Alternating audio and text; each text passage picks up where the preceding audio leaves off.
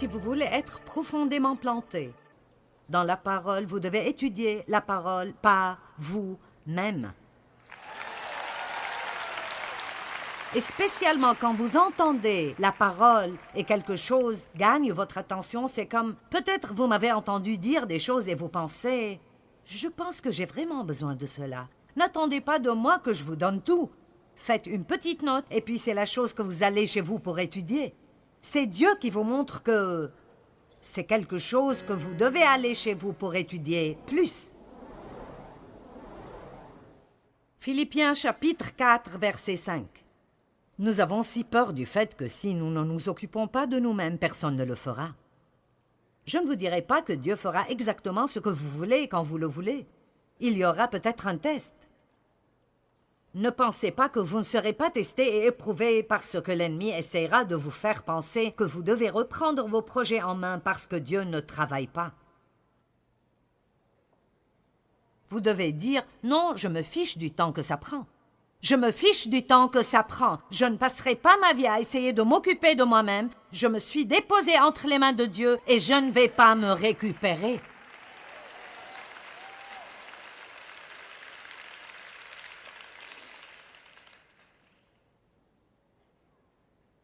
Faites-vous connaître par votre douceur envers tous les hommes. Je pense que c'est le plus grand témoignage que nous puissions avoir. Votre amabilité, votre esprit patient, le Seigneur est proche, il vient bientôt. J'aime cela. Vous savez quoi, il est temps. Il est temps d'avoir un changement. Jésus vient bientôt. Nous avons une petite fenêtre de temps pour vraiment impacter le monde avec notre témoignage. Et nous ne pouvons pas le faire si nous sommes égoïstes, des chrétiens morveux centrés sur nous-mêmes.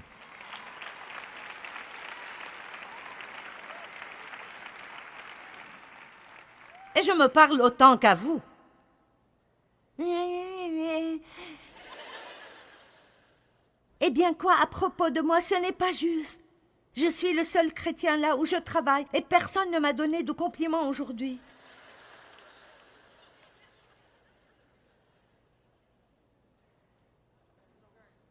Luc chapitre 9, parlons de la vie basse et de la vie élevée et décidons laquelle nous voulons. Luc chapitre 9, verset 23. Puis il dit à tous, il parle à tous ce soir, « Si quelqu'un veut être mon disciple, qu'il renonce à lui-même, oublie, se perde de vue et oublie ses propres intérêts, se refuse et s'abandonne lui-même, qu'il se charge chaque jour de sa croix et qu'il me suive, s'accroche résolument à moi, totalement conforme à mon exemple, dans la vie et, s'il le faut, dans la mort aussi. Car celui qui voudra préserver sa vie et la sauver, la perdra et la détruira. Mais celui qui la perdra à cause de moi, la préservera et la sauvera de la peine de la mort éternelle. Et que servirait-il à un homme de gagner tout le monde s'il se détruisait ou se perdait lui-même? Amen. Il y a une vie plus élevée qui est disponible pour nous. La vie égoïste est centrée sur soi, toujours concernée par ce que nous obtenons, ce que nous n'obtenons pas. C'est le type de vie le plus bas qu'il nous est possible de vivre. La vie la plus élevée est de vous déposer entre les mains de Dieu et dire chaque jour « Seigneur, que puis-je faire pour toi ?» Je pense qu'il est temps de changer de direction.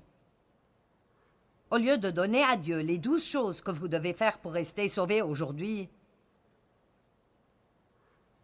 allez, je sais à propos de cela. Dieu, si je n'obtiens pas de percée, je ne peux pas continuer, Dieu. J'ai besoin de t'entendre aujourd'hui, Dieu. Je vais aller à cette conférence, Dieu, et je veux une parole de toi. Vous êtes si plein de la parole, vous êtes sur le point d'exploser et vous en demandez toujours une parole. J'ai besoin d'une parole. D'accord, j'en ai une pour vous. Arrêtez d'être égoïste.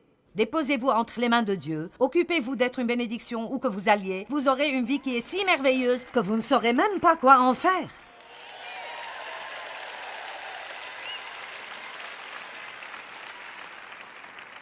Suivez son exemple dans la vie. Et s'il le faut, dans la mort. Et je ne pense même pas vraiment que ça parle de mourir physiquement. Je pense que ça parle de mourir à soi-même. Paul a dit, j'ai été crucifié avec Christ, et ce n'est plus moi qui vis, c'est Christ qui vit en moi. Maintenant, je veux vous dire que Paul a dit cela 20 ans après sa conversion. Donc ça devrait être réconfortant pour certains, parce que ça fait un temps que vous êtes sauvés. Et alors, même si ça fait 20 ou 30 ans que vous l'êtes, ce n'est jamais trop tard pour dire, ce n'est plus moi qui vis, c'est Christ qui vit en moi. Si je vis maintenant dans la chair, je vis dans la foi au Fils de Dieu, qui est mort et qui s'est livré lui-même pour moi. Si Jésus est mort et s'est livré lui-même pour nous, et légalement et spirituellement, nous sommes morts avec lui et nous sommes ressuscités dans une vie nouvelle, pourquoi ne commençons-nous pas à vivre d'après cette réalité de qui nous sommes? Dieu vous aime. Il a un bon plan pour vous. Il veut prendre soin de vous. Vous êtes ses enfants. Vous savez, l'égoïsme a commencé avec Lucifer, avant même que Dieu n'ait créé le monde comme nous le connaissons. Dans Ésaïe chapitre 14, versets 12 à 14, nous voyons 2 versets intéressants. Ésaïe 14, 12 à 14.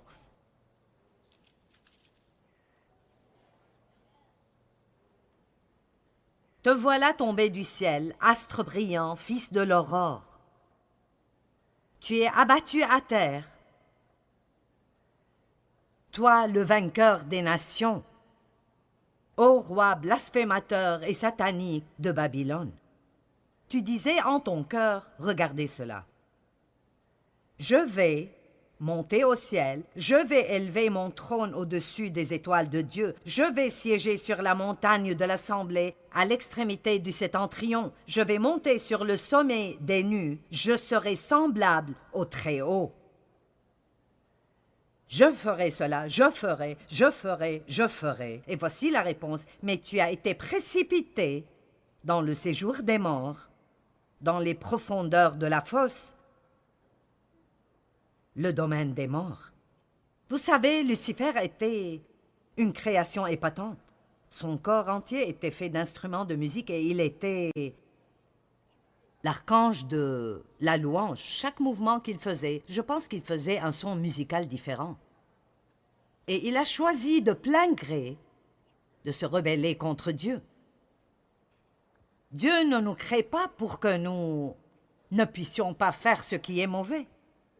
Il nous crée avec la capacité de faire ce qui est bon ou de faire ce qui est mauvais. Le choix nous appartient. Il ne veut pas un groupe de robots et de marionnettes. Il veut qu'on le choisisse. Nous devons vouloir exprès choisir sa volonté. Allez. Dieu vous dit ce qu'est sa volonté. Et puis il a dit, j'ai mis devant toi la vie et la mort. Choisis. Josué a dit, choisissez aujourd'hui qui vous voulez servir. Moi et ma maison, nous allons servir l'Éternel. Lucifer a dit, je ferai cela, je ferai, je ferai. Et Dieu a dit, non, tu ne le feras pas. Dans Luc 10, 18, la Bible dit que Jésus a vu Satan tomber comme un éclair du ciel. Il a été chassé du ciel. Et que vous l'aimiez ou non, sa demeure actuelle est ici sur la terre et l'atmosphère au-dessus de la terre entre ici et le ciel. Certains d'entre vous diraient, « Wow, pourquoi parlons-nous du diable ?» Eh bien, je suis allé à l'église pendant beaucoup d'années et je n'ai jamais entendu un bon sermon sur le diable. Je pensais qu'il était un gars qui sortait à Halloween, vêtu d'un pyjama rouge, avec une longue queue et une fourche. Je n'avais aucune idée du fait qu'il était l'auteur de la destruction dans ma vie et que l'autorité et la puissance sur lui m'a été donnée au nom de Jésus et que je n'avais pas besoin de juste me coucher et laisser le diable me marcher dessus. Et alors, je veux vous dire ce soir que Satan est vivant et va bien sur la planète Terre. Maintenant, la Terre ne lui appartient pas, elle appartient à Dieu et à sa plénitude, mais il infecte temporairement les systèmes du monde. Et le système que le monde suit est que tu mérites cela, achète-le pour toi-même. Et si tu ne le fais pas pour toi-même, alors personne ne le fera.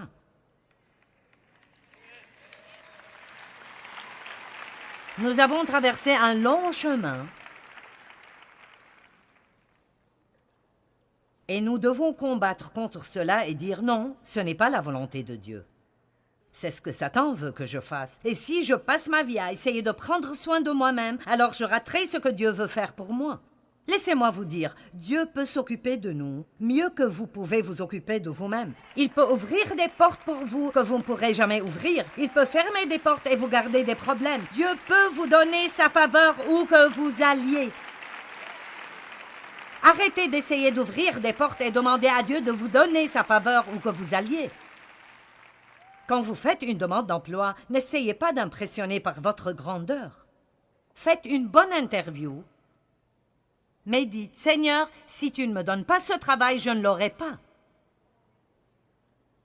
J'ai besoin de ta faveur, j'ai besoin que tu fasses ce qu'il m'aime. C'est ce que ça veut dire d'avoir la faveur de Dieu. Dieu fait que des personnes vous aiment et ils ne savent pas pourquoi ils vous aiment. Et je sais de quoi je parle, parce que j'ai passé trop d'années dans ma vie à tourner en rond et à essayer d'entrer dans les bons groupes de personnes. Je ne veux plus jouer à ces jeux. Job 1,7 et l'Éternel dit à Satan, « D'où viens-tu » Et Satan répondit à l'Éternel en disant, « De parcourir la terre et de m'y promener. » 1 Pierre 5,8 « Soyez sobres, veillez. Votre adversaire, le diable, rôde tout autour, comme un lion, rugissant et affamé, cherchant qui il dévorera. Eh bien, devinez quoi? Ce ne sera plus nous. J'ai dit, ce ne sera plus nous dorénavant. Satan, tu devras aller te trouver un autre déjeuner. Ça ne sera pas moi. Parce que je me mets entre les mains de Dieu. Il ira devant moi et me guidera et me donnera la grâce de faire ce que je devrais faire. Je ne passerai pas ma vie à être centrée sur moi-même, à essayer de prendre soin de moi et à m'inquiéter de ce à quoi je ressemble et de ce que les gens pensent et est-ce qu'un cheveu n'est pas à sa place et oh mon Dieu, quoi à propos de ce bouton que j'ai ici. Allez!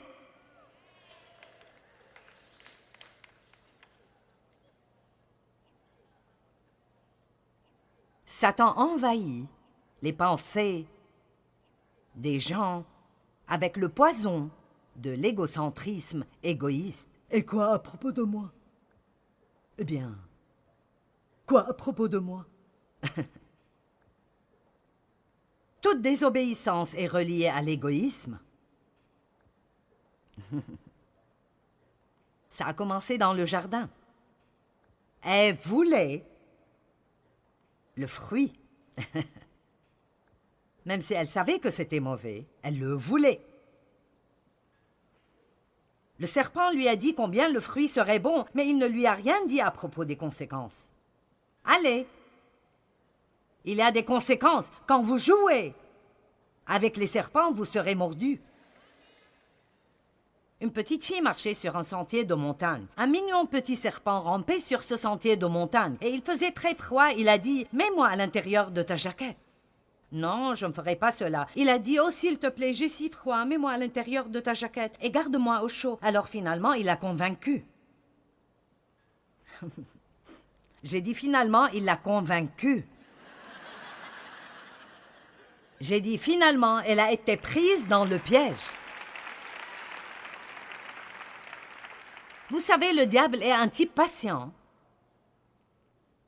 très trompeur. Il suggère des choses à votre pensée. Alors, un peu plus tard, il l'a mordue. Et elle a dit, « Hé, pourquoi m'as-tu mordu? Je t'ai ramassé. » Il a dit, « Tu savais ce que j'étais quand tu m'as ramassé. »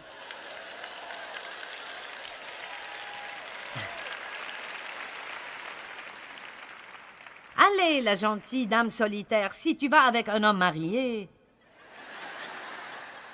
tu seras mordu.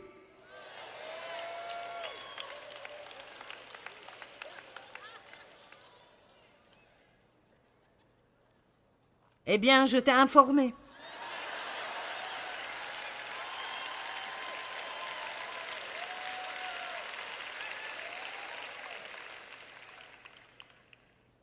La Bible est pleine d'histoires de gens qui étaient égoïstes, mais aussi de gens qui étaient désintéressés. J'ai probablement 8 histoires de personnes qui étaient égoïstes et 7 ou 8 de personnes qui ne l'étaient pas. Et j'aurais aimé pouvoir vous parler de toutes ces personnes. Caïn a tué Abel parce qu'il était égoïste. Les frères de Joseph l'ont vendu comme esclave et l'ont jeté dans une fosse et ont menti à leur père parce qu'ils étaient égoïstes. Ils voulaient la relation que Joseph avait avec son père. Il était le chouchou de son père et ils étaient jaloux parce qu'il était le fils préféré de son père. Le roi David a commis l'adultère parce qu'il était égoïste. Dieu a même dit « Je t'aurais tout donné, mais tu devais prendre la femme de quelqu'un d'autre. » Il a commis l'adultère. Il a commis un meurtre. Ça a affecté sa vie. Il est resté roi et il a été pardonné. Et il a maintenu une bonne relation avec Dieu, mais il a quand même payé le prix pour cela. Jonas a été égoïste et il a été avalé par un gros poisson. Nous n'avons pas de temps pour cela. Un jeune et riche gouverneur s'est accroché à ses richesses et a perdu la vie éternelle. Un homme riche qui ne s'occupait de personne d'autre que lui-même a perdu toutes ses possessions en plus de son âme. Ce sont juste de différentes histoires dans la Bible. Mais laissez-moi vous montrer de bons exemples. Regardons les bonnes choses. Regardons 1 Roi chapitre 17. Dieu merci, nous pouvons changer. Dieu merci, nous pouvons changer. Vous savez, peut-être que ce soir, vous êtes ici ou vous regardez à la télé et je ne sais pas, peut-être que vous n'êtes même pas encore sauvé et vous pensez, mon Dieu, j'étais si égoïste toute ma vie. Mais vous savez quoi? Je veux dire, ce soir, vous pouvez changer. Ce soir, vous pouvez recevoir la nouvelle vie de Christ en le recevant comme sauveur. Aujourd'hui, vous pouvez faire demi-tour, vous pouvez lâcher ce qui est derrière vous et devenir une nouvelle personne avec une nouvelle perspective. Ce soir, vous pouvez dire, je ne passerai pas ma vie à m'occuper de moi-même. Exprès avec l'aide de Dieu, je serai une bénédiction partout où j'irai. Et vous n'allez pas juste le faire demain, parce que vous êtes toujours sous l'influence de la conférence.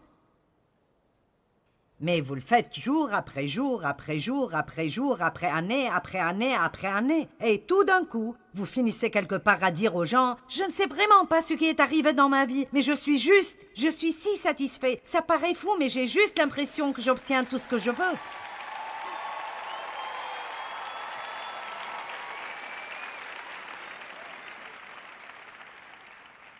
Et ça ne paraît pas logique. Mais parfois, je prends du temps pour penser, voyons, qu'est-ce que j'aimerais avoir? Et parfois, c'est un peu gênant parce que je ne peux vraiment penser à rien. Je sais que vous pensez probablement, oh, allons donc. Vous savez, Jésus a dit, si vous mangez de moi et buvez de moi, vous n'aurez jamais faim et vous n'aurez jamais soif. Maintenant, écoutez, vous savez, j'aime les bonnes choses et j'aime les belles choses comme toute autre femme les aime. Il y a beaucoup de choses que j'aime, mais vous savez, avoir toutes ces choses ne satisfait toujours pas votre âme. Et alors, quand vous avez cette satisfaction en Dieu, parce que vous portez de bons fruits et vous savez que vous êtes dans sa volonté, écoutez-moi, s'il vous plaît, je suis assez âgé pour savoir de quoi je parle. Où que vous soyez, je suis passé par là. La meilleure manière dans le monde de vivre est de cesser de penser à vous-même et de s'occuper d'être une bénédiction pour d'autres. Je veux dire, c'est si satisfaisant. Et n'ayez pas une attitude de martyr. Eh bien, je vis juste pour tout le reste du monde. Vous savez... Vous devez le faire avec joie. Et probablement l'une des meilleures histoires de la Bible se trouve dans Luc chapitre 10, versets 25 à 37. Verset 25, un docteur de la loi se leva et dit à Jésus pour l'éprouver, « Que dois-je faire pour hériter la vie éternelle ?»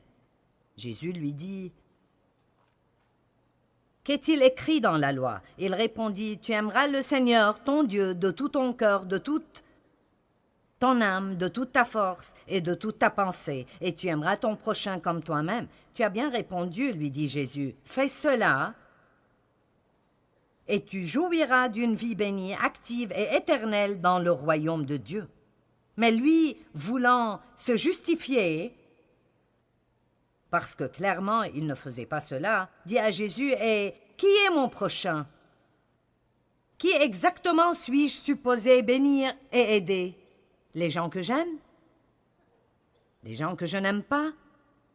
Les gens qui m'ont aidé d'abord? Même quand nous voulons aider les gens, parfois nous sommes difficiles concernant qui nous voulons aider. »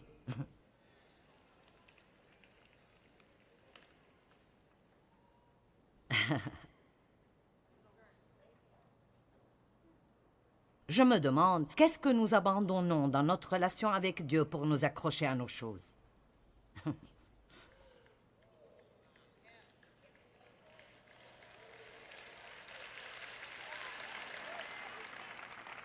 Laissez-moi le dire de nouveau. Utilisez toujours l'argent et les choses pour bénir les gens. N'utilisez jamais les gens pour obtenir de l'argent et des choses.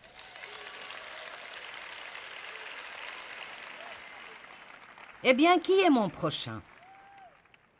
En réponse, Jésus dit au docteur de la loi, « Il y avait un homme qui descendait de Jérusalem à Jéricho. Quand il fut attaqué par des brigands, ils lui arrachèrent ses vêtements, le rouèrent de coups et s'en allèrent, le laissant à moitié mort.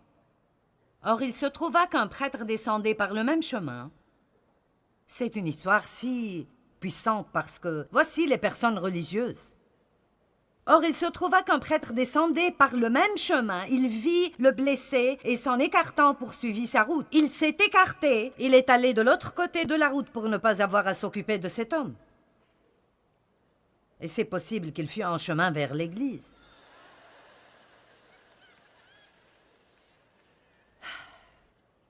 De même aussi, un Lévite arriva au même endroit, le vit et il faisait partie des gens religieux aussi, et s'en écartant poursuivit sa route. Je me demande, quand quelqu'un est dans le besoin, à combien de gens Dieu doit parler avant de trouver quelqu'un pour pourvoir à ce besoin?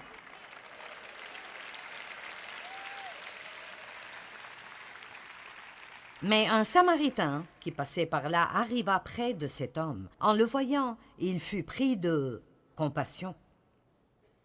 La seule façon de vraiment avoir de la compassion est de vous oublier vous-même. Parce que soit nous avons de l'apitoiement, soit nous avons de la compassion. Dieu ne veut pas que nous tournions notre apitoiement vers nous-mêmes. Il veut que nous le dirigions vers un monde blessé. J'ai perdu beaucoup de ma vie dans l'apitoiement sur moi-même, à être désolé pour moi-même parce que quelqu'un ne faisait pas quelque chose pour moi. C'est beaucoup mieux d'avoir de la compassion. Il s'approcha de lui, soigna ses plaies avec de l'huile et du vin, et les recouvrit de pansements. Puis, le chargeant sur sa propre mule, il l'emmena dans une auberge où il le soigna de son mieux. Cet homme prend du temps, il fait un effort. Il a changé son plan. Il allait quelque part, il l'a pris à l'auberge, et apparemment, il devait aller quelque part. Il a dit, « Prends soin de cet homme, et tout ce que tu auras dépensé en plus, sans limite, je te le rembourserai moi-même quand je repasserai. » Arrêtons de mettre une limite sur ce que nous sommes prêts à faire pour les gens et disons, Jésus, quoi que ça demande. Je suis si heureuse que Dave n'ait pas mis de limite sur combien il me supporterait alors qu'il attendait que Dieu me change. Allez, enlevez les limites de votre bonté. Enlevez les limites de votre générosité et dites, Seigneur, quoi que ça demande. Quoi que ça demande. Je ne suis pas là pour mon plaisir ou pour me rendre heureuse. Seigneur, c'est ton travail. Je suis là pour rendre quelqu'un d'autre heureux. Vous voyez ce que j'essaye de dire ce soir? Si vous vous abandonnez à Dieu et vous arrêtez de vivre pour vous rendre heureux et pour vous occuper de vous-même, alors le poids est enlevé. Vous utilisez la vie que Jésus vous a donnée pour être une bénédiction. En faisant cela, vous plantez une graine. Maintenant, Dieu prend cette graine et il en produit une moisson dans votre vie, et toutes les choses que vous essayez d'obtenir sans jamais le pouvoir, quand vous essayez de le faire vous-même. Allez maintenant. C'est le moment pour un changement. J'ai dit, c'est le moment pour un changement. Vous savez quoi? Dieu veut vraiment, vraiment prendre soin de vous. Et la meilleure chose que vous pouvez faire est juste de vous abandonner ou de mettre votre vie entre ses mains. J'aime dire vous déposer entre les mains de Dieu. Nous avons besoin d'arrêter de juste penser à nous-mêmes tout le temps et de laisser Dieu nous utiliser comme une bénédiction pour d'autres personnes.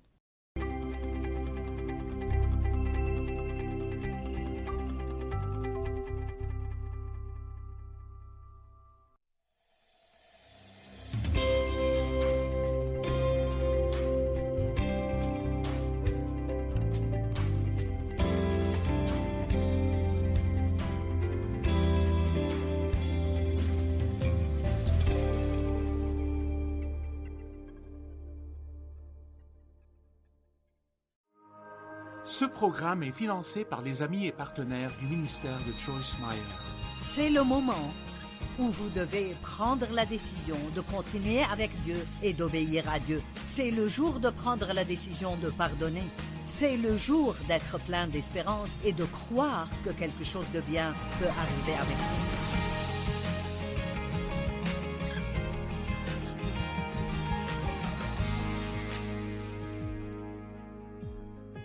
Bienvenue à vivre pleinement votre vie. Je suis heureuse que vous vous soyez joints à moi. Hier, j'ai enseigné sur le chagrin et la solitude. Et plus que juste un enseignement, je voulais encourager les gens qui ressentent cela.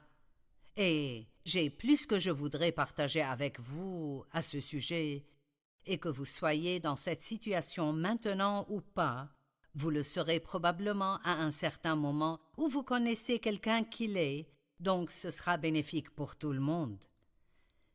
Si vous êtes dans une position où vous pleurez maintenant sur une perte dans votre vie, où vous vous sentez seul, vous sentez que personne ne vous comprend, ou vous êtes seul, vous êtes un parent célibataire, vous êtes une personne âgée, vous avez perdu un proche, vous devez voir avec les yeux de la foi, parce que maintenant vous ne voyez peut-être rien qui vous rende heureux. Paul a dit que c'est important de ne pas juste regarder ce qui est vu, mais aussi de regarder ce qui est invisible. Et je pensais ce matin que j'ai mentionné ceci hier. J'ai pensé à tous les petits plans que nous avons pour nos vies et comparez cela au plan que Dieu a pour vous. Il a dit, et c'est écrit dans Jérémie 1:5, « Avant de t'avoir formé dans le sein de ta mère, je t'ai choisi. Et avant ta naissance, je t'ai consacré. Je t'ai destiné à être prophète pour les peuples. » Pensez à cela. Avant que vous soyez formés dans le sein de votre mère, Dieu vous connaissait. Vous n'êtes pas un accident. Dieu a fait des plans pour vous exprès.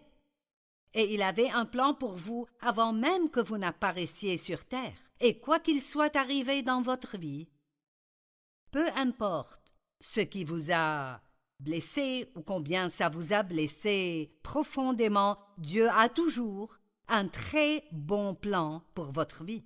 Et ça ne semble pas être le cas maintenant. Mais je peux vous dire de mon expérience personnelle que tout ce que vous traversez, Dieu l'utilisera pour que vous puissiez avoir de l'expérience pour aider quelqu'un d'autre qui est blessé si vous le laissez juste faire. Dieu est un consolateur et la Bible dit qu'il veut nous consoler avec la consolation que seul lui peut donner pour que nous puissions prendre cette consolation par laquelle il nous a consolés et consoler d'autres personnes qui ont besoin de consolation. Savez-vous combien de personnes blessées il y a dans ce monde? Ne dites jamais que vous n'avez rien à faire, parce qu'il y a toujours quelqu'un vers qui vous pouvez aller avec un appel téléphonique, avec une prière, avec une invitation. Il semble que nous attendons toujours d'être invités. Et si nous devenions celui qui donne l'invitation? N'attendez pas que quelqu'un vous invite à déjeuner. Invitez quelqu'un d'autre à venir. Si vous vous sentez seul depuis longtemps, peut-être que vous devez juste commencer à vous former une vie vous-même. Vous pouvez consoler d'autres personnes. Dans les Béatitudes ou le Sermon de la montagne, Jésus a dit « Bénis ceux qui pleurent, car Dieu les consolera ». C'est vraiment un verset plutôt unique quand vous y pensez. Donc la consolation de Dieu doit être si intensément bonne que ça vaut la peine de pleurer sur quelque chose juste pour faire l'expérience de sa consolation. Dieu peut vous donner une consolation que personne ne peut possiblement vous donner. Donc, je veux vous encourager, quoi que vous ressentiez maintenant, à savoir que vous avez un bel avenir. De bonnes choses arriveront avec vous. Et je veux vous dire quelque chose et ça semblera être simple, mais ce ne l'est pas. Ayez une attitude positive. Si vous vous apitoyez trop sur vous-même, ça peut devenir un très grand problème dans votre vie. Et vous pouvez avoir une raison de vous sentir abattu. Mais vous n'avez pas le droit de ressentir cela pendant très longtemps parce que Dieu est bon et il utilisera tout ce que le diable planifie et en sortira quelque chose de bien. Genèse 50, 20 dit cela et Romains 8, 28 dit « Toute chose concourt pour le bien de ceux qui aiment Dieu et veulent sa volonté dans leur vie. » Maintenant, nous pouvons regarder Romains 4, 18 à 21. Vous connaissez probablement ceci, mais Abraham était un homme à qui Dieu a demandé d'abandonner la maison de son père et tous ses amis, tout ce qui lui était familier. Et Dieu a dit « Pars et va à un pays que je te montrerai. » Pourquoi Dieu ferait-il cela? Il cherchait quelqu'un avec qui il pourrait faire une alliance, quelqu'un qui aurait de la foi, une personne qui le croirait, avec qui il pourrait faire une alliance. Et donc, cela ne pouvait pas arriver avec Abraham là où il vivait parce qu'il était entouré de personnes qui adoraient des idoles. Dieu a dit « Tu dois t'éloigner de cela. » Et pour avoir un bon changement dans nos vies, nous devons nous éloigner de certaines choses. Il devait s'éloigner de cela et Dieu a dit « Va à un pays que je te montrerai. » Et Dieu lui a promis qu'il aurait un enfant. Mais comme les années passaient, Abraham a eu 100 ans, Sarah avait 90 ans et ils avaient dépassé l'âge d'avoir des enfants. Mais Dieu a dit « Je te donnerai un enfant. » Et donc il dit contre toute espérance, ou alors que tout portait au contraire, il a eu confiance plein d'espérance. Pouvez-vous faire cela si vous n'avez pas de raison logique d'espérer? Pouvez-vous devenir un prisonnier de l'espérance et espérer dans la foi, voir avec les yeux de la foi et croire, peu importe combien vous avez mal maintenant? Pouvez-vous croire quelque chose de bien arrivera dans ma vie, pas parce que vous êtes bon, mais parce que Dieu est bon? Il dit « Et sans faiblir dans la foi, il ne considéra point que son corps était déjà usé, puisqu'il avait près de 100 ans et que Sarah avait les entrailles mortes. Il ne douta point par incrédulité. Il n'a pas laissé le doute et l'incrédulité l'arrêter. Mais il fut fortifié par la foi, louant et donnant gloire à Dieu. » Ce sont des versets si magnifiques. Ne laissez pas le diable voler le plan de Dieu pour votre vie, parce que pour le moment, vous ne voyez vraiment pas que ça marche. Vous savez, tous ceux qui ont eu des promesses de Dieu, presque toujours, ils passent par des temps au début où on dirait qu'il n'y a pas moyen que ça puisse jamais arriver. Il y a quelque chose qui est arrivé avec moi cette semaine et j'avais besoin que Dieu intervienne dans une situation.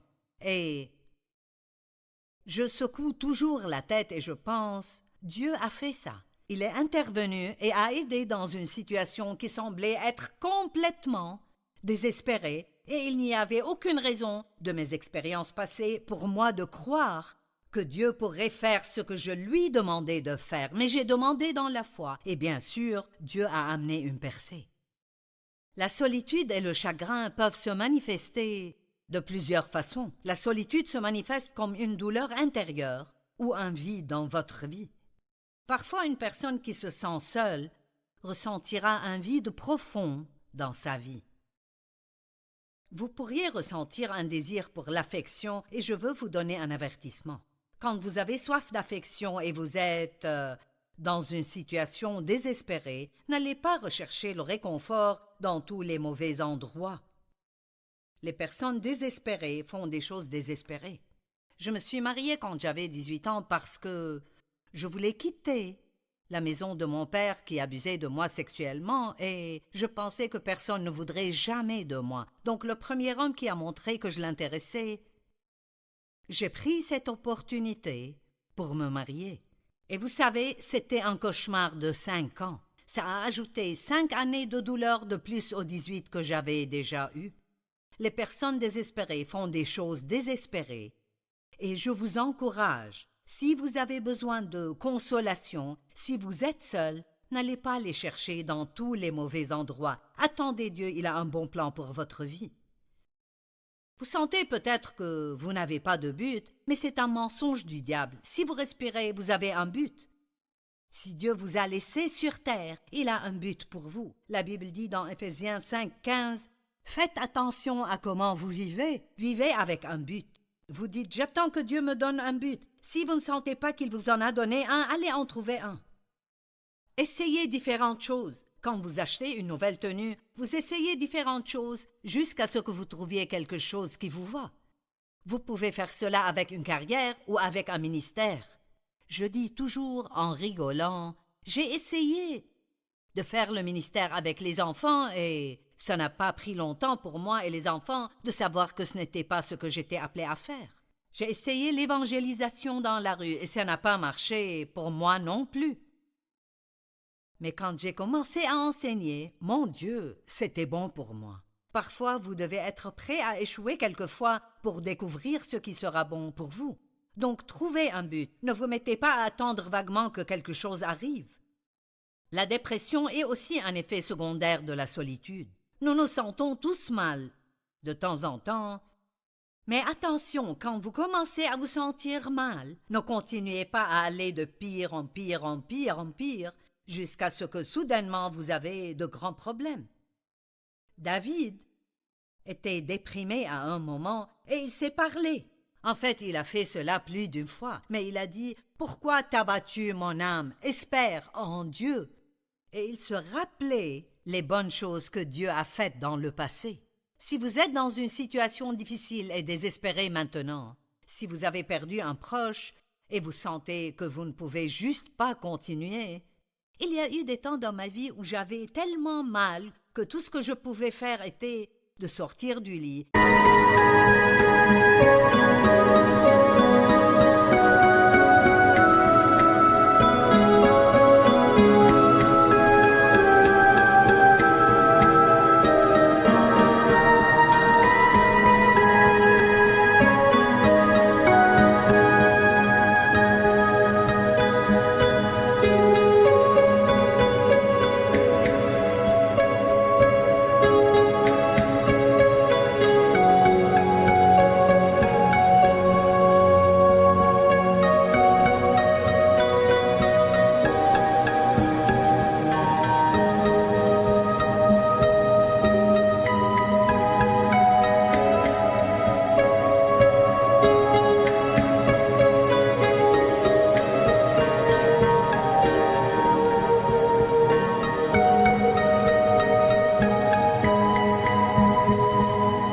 Et de juste mettre un pied devant l'autre et espérer que Dieu me dirige vers un endroit où je dois être. Mais peu importe combien les choses semblent être mauvaises, ce n'est pas la fin.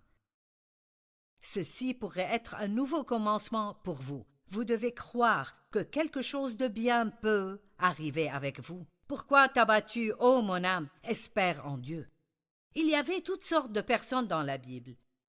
Et ce sont là les personnes que nous regardons comme exemple. Ce livre n'est pas plein de personnes qui sont juste nées avec une cuillère en argent dans la bouche et qui n'ont jamais rien traversé. Ce sont des personnes qui ont été blessées dans leur vie. Ils ont été victimes d'injustice. Et ils ont cru en Dieu. Ils ont cru en les promesses de Dieu. Et ont espéré quand ils n'avaient aucune raison d'espérer. Et ils ont vu de grandes choses puissantes arriver à travers eux.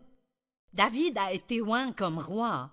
Mais pendant des années, il a dû se cacher de Saül dans des caves. Il ne semblait vraiment pas qu'il allait être roi, mais sûrement il est devenu roi. Je vous ai déjà parlé d'Abraham et de comment il s'était senti quand Dieu a dit « Abandonne tout et pars vers un pays que je te montrerai ». Dieu n'a même pas pris la peine de lui dire où il devait aller. Il lui a juste dit d'aller. Quand Dieu m'a appelé et a dit « Prends ton ministère et va vers le nord, le sud, l'est et l'ouest », je me rappelle le jour où je suis sortie de ce bâtiment d'église et j'avais une calculatrice et de petites choses qui étaient sur mon bureau. Et une partie de moi était si enthousiaste, mais une autre partie se sentait si seule. Personne ne me connaissait au nord, au sud, à l'est et à l'ouest, et tout le monde s'en fichait.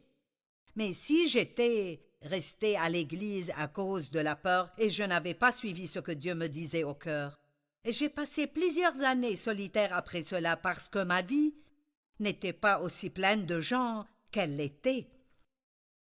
Vous passerez peut-être par des temps de solitude si Dieu vous appelle pour un but plus élevé. Je crois que beaucoup des choses que j'ai traversées dans ma vie ont été permises uniquement parce que Dieu voulait que je puisse partager la parole avec vous avec compassion au lieu de juste dire des théories sur ce que la parole dit. Mais pour pouvoir vous en parler, j'ai vécu cela et je sais que ça marche. Les promesses de Dieu sont réelles et elles sont vraies et elles sont là pour quiconque croira. Dieu n'a pas de favoritisme. Tout le monde est son favori. Vous et moi sommes les favoris de Dieu et il a toujours un bon plan pour notre vie. La Bible est pleine de gens. Voyons donc Esther. Elle a dû faire quelque chose qui aurait pu lui coûter sa vie. Elle a été appelée à aller dans le harem du roi, quelque chose qui serait juste tragique pour une jeune fille juive. Il suivait des directives strictes concernant les situations sexuelles et elle était appelée à aller et se mettre dans une position où elle pouvait sauver une nation, mais elle devait prendre un risque pour avoir le miracle qu'elle a eu dans sa vie. Elle devait laisser tout ce qu'elle a et aller faire quelque chose sans vraiment savoir exactement ce que ce serait. Et qu'en est-il de Anne qui était sans enfant? Les gens qui n'ont jamais pu avoir d'enfants, peut-être s'ils ont eu plusieurs fausses couches, imaginez ce qu'ils ressentiraient s'ils étaient avec tous ces gens qui ont des bébés.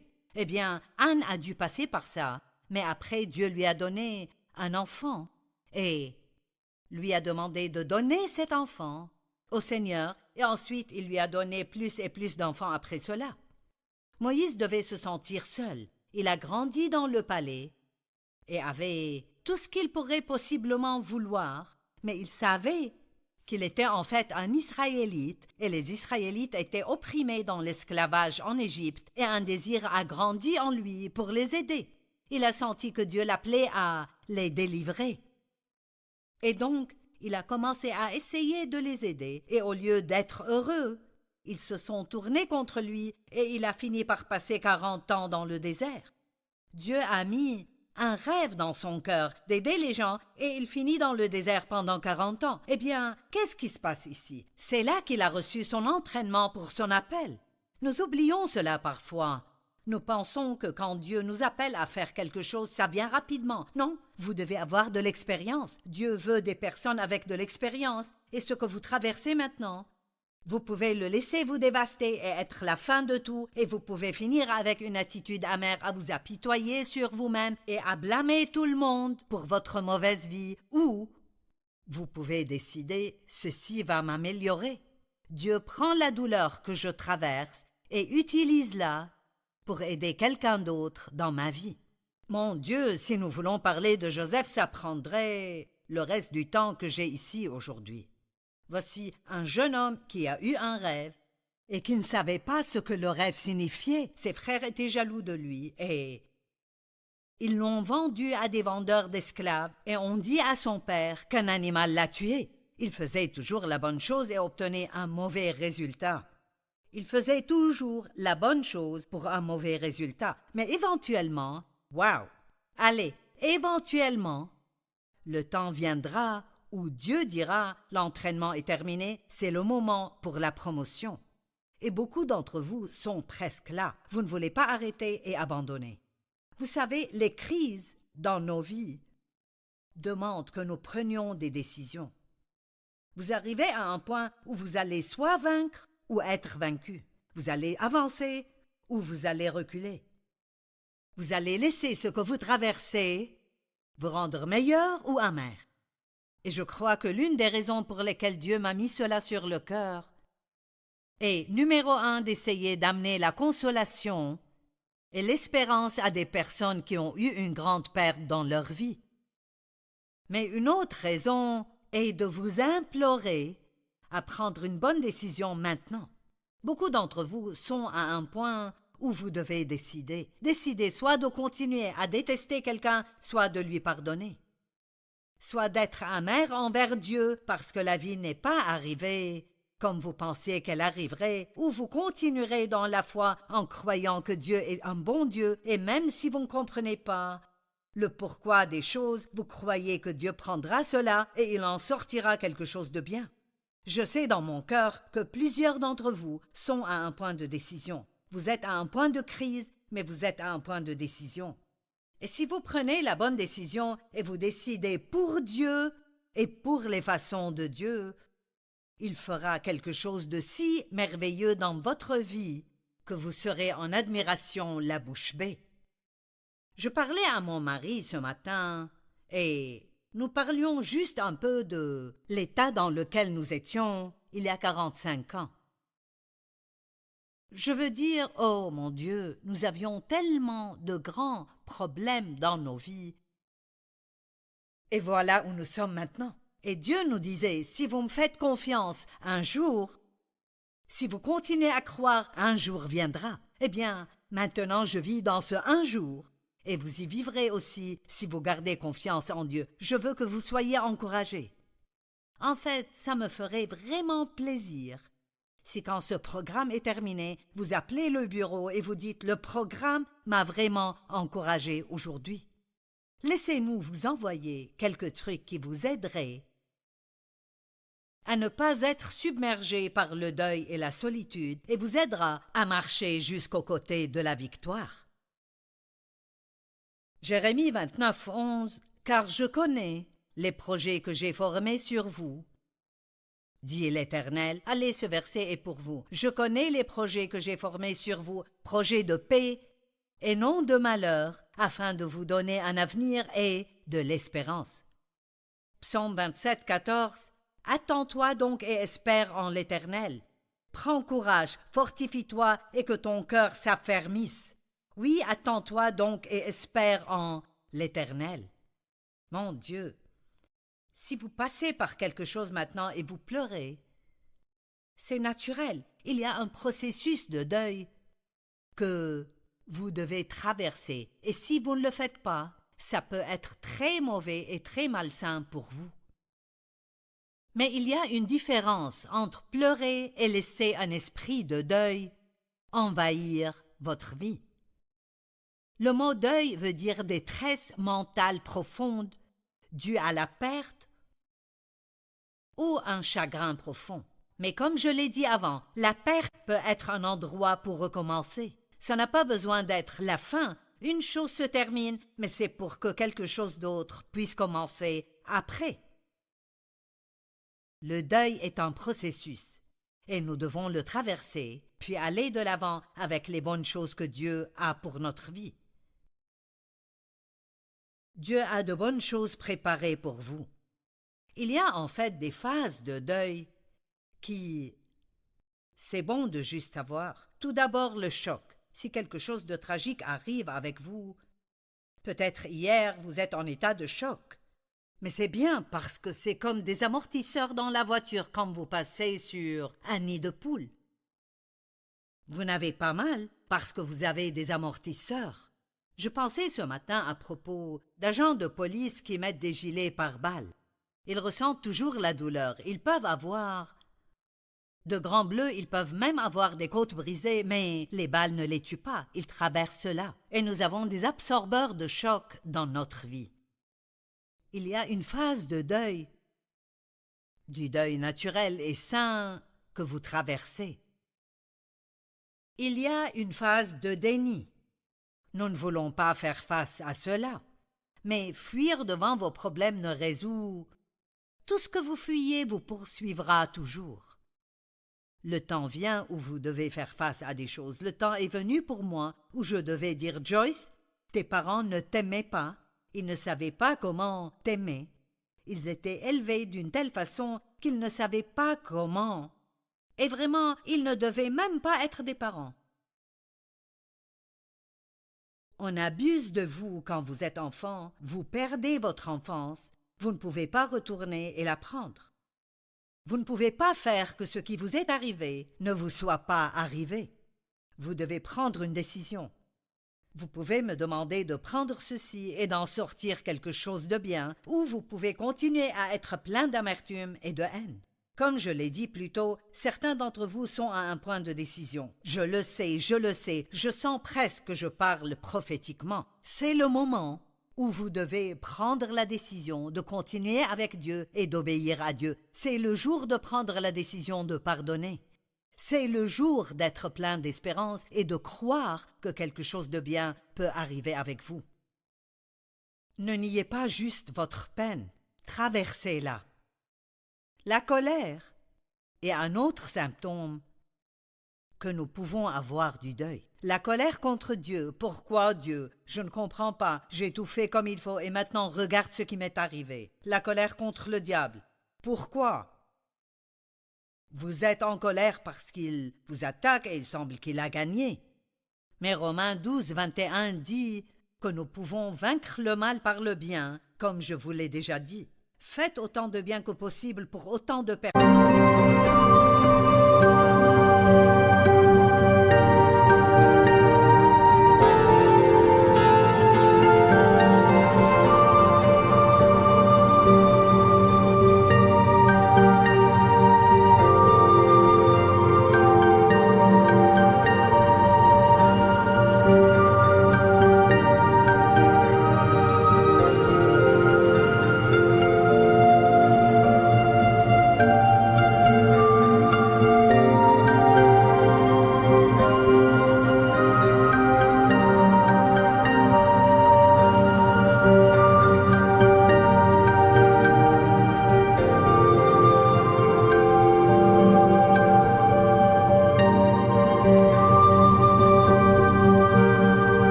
Que possible, aussi longtemps que possible, et c'est la plus haute forme de guerre spirituelle.